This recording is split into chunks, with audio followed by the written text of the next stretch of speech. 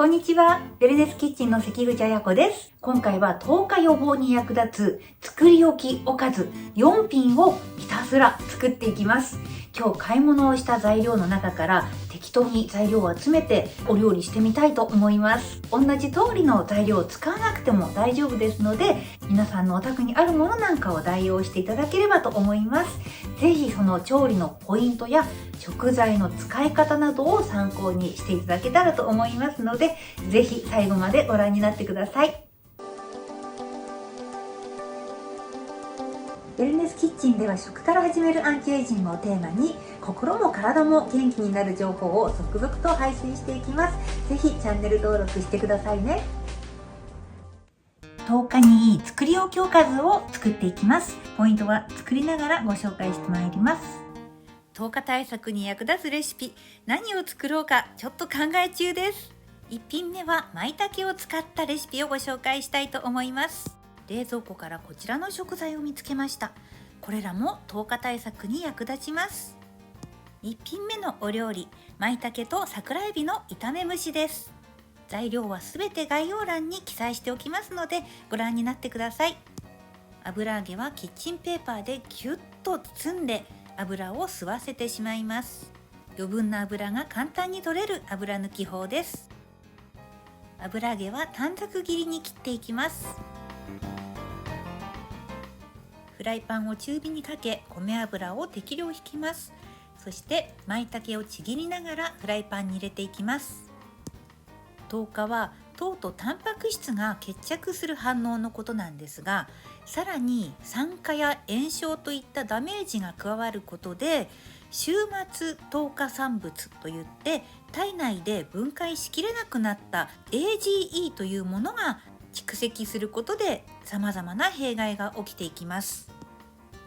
一般的に肉製品や脂肪に富む食材を高温で揚げたり焼いたりした際に AGE が多く生成されることが知られています。一方、水分を多く使って長い時間をかけてゆっくりと蒸したり茹でたりする調理法は AGE を生成させにくいです。つまり食材をどう調理するかも AGE を避けていく上で重要なポイントになります。一つにはスローフードがおすすめです。反対にファストフードの類は元来高カロリー高脂肪で食材を高温で加熱調理したものが多いので控えた方が賢明です。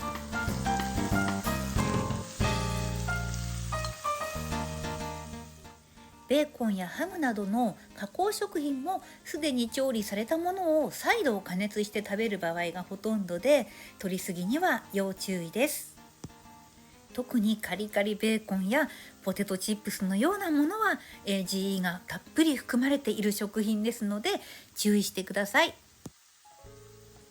舞茸をさっと炒めたら油揚げと桜えびをふわっと乗せて蓋をします。そして弱火にしてそのまま蒸していきます。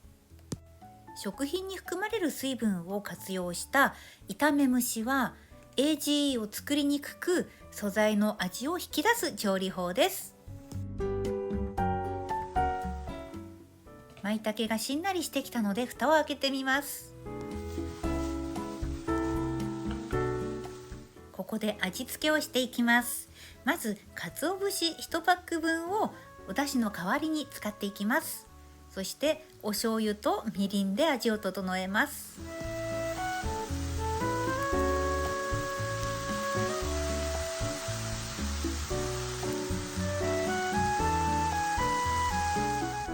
あとは全体をなじませながらちょうどいい炒め具合まで調整していきます。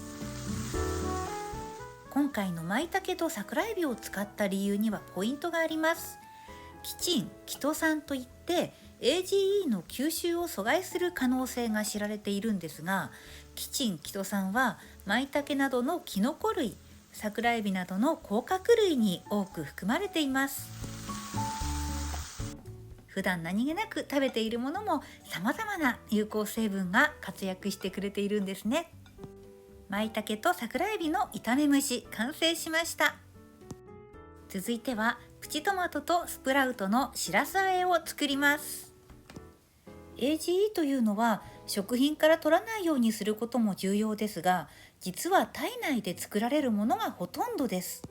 食品から吸収される分というのはわずか 7% なんですが、それよりも体の中で糖化が起きてしまうということが一番問題です。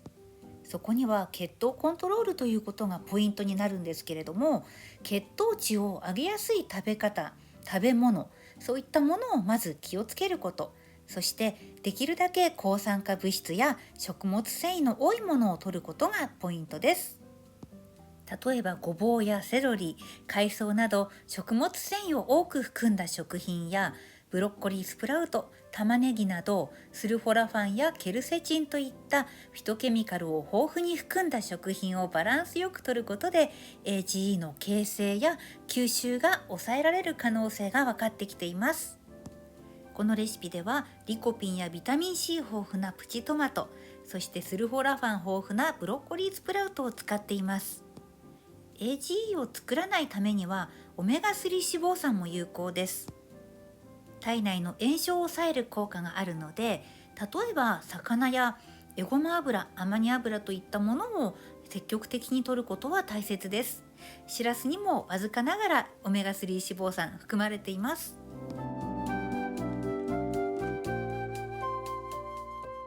ブロッコリースプラウトをたっぷりとほぐしながら加えていきます。しらすもお好みでたっぷりと加えていきます。塩分の一部と考えて入れる量を加減してください。風味付けにオリーブオイルを加えていきます。塩コショウで味を整えたら、あとはさっくりと混ぜて出来上がりです。血糖コントロールにはベジファーストが有効です。はじめに食物繊維の多いものから食事を始めて、炭水化物は一番最後に食べるという食べ方になります。食べる順番を見直すだけでも血糖値の急上昇を防ぐことができます。AGE を形成しやすい異性化糖を多く含む炭酸飲料や果物ジュース、蜂蜜、アガペシロップ、砂糖などによる果糖の過剰摂取を避けるようにしましょう。果物に関してはみかん2つ分ぐらいの量であれば、むしろ抗酸化物質が豊富に含まれるのでおすすめです。プチトマトとスプラウトのしらす和え完成しました。続いてはもやしを使っていきます。こちらはもやしとゴーヤの塩麹蒸し炒めを作ります。 AGE を作り出しにくい調理としては、蒸す、茹でる、炒める、揚げるという順番で AGE は増えてきます。ただ茹でてしまうことで水溶性の栄養素が逃げ出してしまうのはもったいないので、このように蒸し焼きという方法は非常に有効です。たっぷりもやし2袋分をフライパンに入れて、火を中火から弱火にして蓋をして蒸していきます。もやしを蒸している間にゴーヤをカットします。マウスの実験では AGE の制限食を食べさせているだけで寿命が伸びていくことが分かっています。 AGE を制限した食事による餌によって血中の炎症、酸化ストレス、血管障害マーカー、コレステロール、AGE の値自体が低下して長寿遺伝子が増えること、糖尿病患者ではインスリン抵抗性が改善することが明らかになっています。ゴーヤを薄切りにしていきます。5分経ったので中を見てみます。もやしの水分でゴーヤを炒めていきます。香り付けのごま油を入れて全体をコーティングしていきます。もやしの水分を活用してゴーヤを上手に加熱していきます。全体の水分を飛ばすようにしながらもやしの栄養をさらにギュッと凝縮します。全体がお好みの硬さになったところで味付けをしていきます。おろし生姜をたっぷりと入れます。私はちょっと生姜多めがお好みです。味付けは塩麹だけです。自然な旨味がこれだけで十分賄えます。あとは全体を混ぜてなじませれば完成です。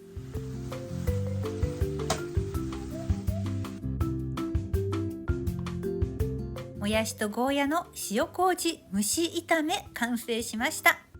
続いてはナスを使います。洗ったナスのヘタを回し切りにします。